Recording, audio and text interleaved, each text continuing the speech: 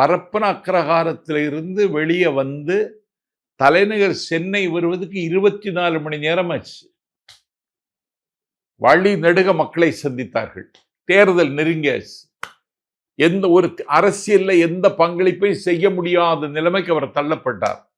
நம்ம எந்த முடிவெடுத்தாலும் இந்த கட்சிக்கு ஊனம் ஏற்பட்டு விடக்கூடாதுங்கிற எச்சரிக்கை உணர்ச்சியும் கரிசனமும் சசிகலாவுக்கு இருந்தது. ஒன்ன கேட்கிறேன்னா, யாரை முதலமைச்சராக முடிசூட்டி பார்த்தார்களோ அவரே சசிகலாவினுடைய அரசியல் இருப்பை காலி செய்ததற்கு பிறகு உங்களை சந்திக்கிற இந்த நிமிடம் வரை எடப்பாடி பழனிசாமிக்கு எதிராக ஒரு வார்த்தை சசிகலா இதுவரைக்கும் பேசல.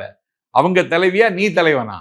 அது எடப்பாடி பழனிசாமியோட கிரெடிட் இல்லையா? அது என்ன கிரெடிட்? அது கிரெடிட் இல்லைங்க, கட்சி காப்பாற்றப்பட வேண்டும்ங்க. அது ஒரு அமைப்புங்க. கட்டுக்கோப்பா எடப்பாடி கட்சியை வச்சிருக்கிறாரு. இல்லையே, கட்சி எம்ஜிஆருக்கு பிறந்த நாளையே கொண்டாடலைங்க. ஜெயலலிதாவினுடைய பிறந்த நாளே கொண்டாடல. ஜானகி அம்மையாருக்கெல்லாம் விழா எடுத்தாங்க சார். என்ன நீங்க அதை ஏன் எடுத்தேன்னு தான் கேட்கிறேன் நான். எம்ஜிஆருக்கு பிறந்த நாள் கொண்டாடாம, ஜெயலலிதாவினுடைய பிறந்த நாள் கொண்டாம நீ ஜானகி எதுக்கு விழா எடுத்த?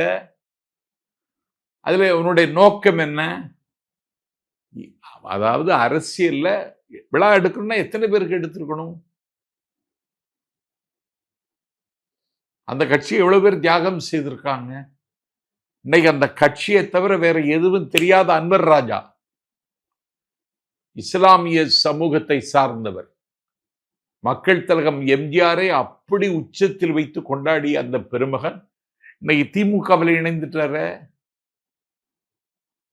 தென் சென்னை தொகுதியினுடைய, மத்திய சென்னை தொகுதியினுடைய நாடாளுமன்ற உறுப்பினராக இருந்த டாக்டர் மைத்ரேயன், நாடாளுமன்ற மேலவை உறுப்பினராக இருந்த மைத்ரேயன், ஒரு புகழ்பெற்ற ஆன்காலஜிஸ்ட் டாக்டர், புற்றுநோய் மருத்துவர், அவர் இன்னைக்கு திமுகவில் போய் சேர்ந்துட்டாரு.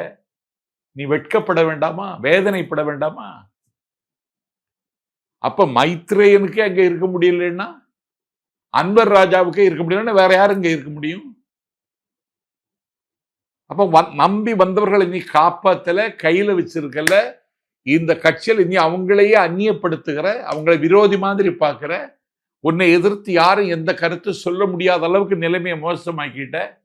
செங்கோட்டை உன்னை விட தகுதி உள்ள ஆள் இல்ல, அவர் வந்திருக்கிறார், வேலுமணி வந்திருக்கிறார்,